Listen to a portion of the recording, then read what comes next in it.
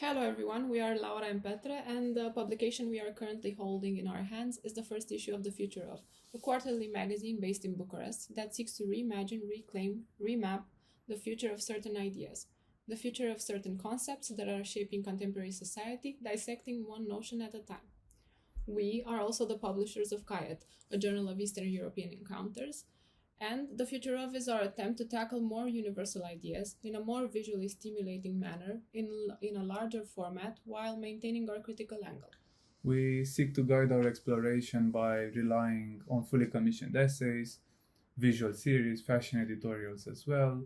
We publish texts that draw on philosophical insights, critical theory, art history, and politics, but also other less conventional formats. For instance, we have a recurrent archival column in which an invited artist or writer works with an existent archival collection in, let's say, a more speculative manner.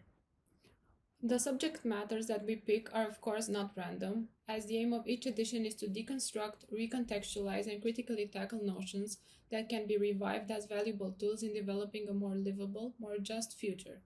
The premise of our magazine is that these are pressing, relevant ideas whose potential needs to be reclaimed. The first such idea that we seek to decipher is the convoluted notion of nostalgia, and forthcoming issues will focus on the future of ghosts, the future of pop, the future of the real, and so on. Our tagline may be that there is always more to the story and that these ideas can be revived, and that there is so much more to learn from them. We claim that nostalgia may not be what it seems at first glance.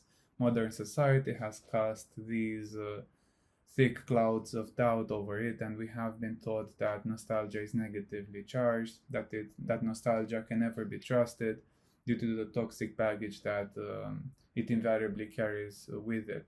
However, to us, binary thinking is irrelevant. Whether nostalgia is good or bad is less important. Nuanced investigations are embraced, and we seek to challenge preconceptions and propose perhaps a counter predicament. Nostalgia is, in this sense, rethought as a dynamic and interactive phenomenon in which various imaginaries are able to coexist. Nostalgia can be an individual mechanism of survival. Nostalgia can be a collective instrument of coming together, a countercultural practice, even a creative emotion, or even a cure. Nostalgia, we claim, is not a disease, it is not our vulnerability, but our antidote to a hyper accelerated modernity.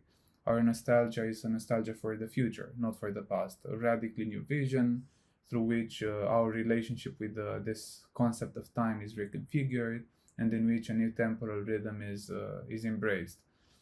And among the contributions of this first issue, for example, we speculate on how a pre-human natural ecosystem would have looked like, a nostalgia for the natural paradise that we are currently longing for in times of ecological disaster, the nostalgia for boyhood, multiplayer, role-playing online video games in times of individualism and anxiety, the nostalgia of nomads who are lacking stability in the home, and above all, a nostalgia for a place or a space that perhaps never existed anyway. An idea that, although may seem bleak at first, it is actually, or it can prove to be quite liberating in the end.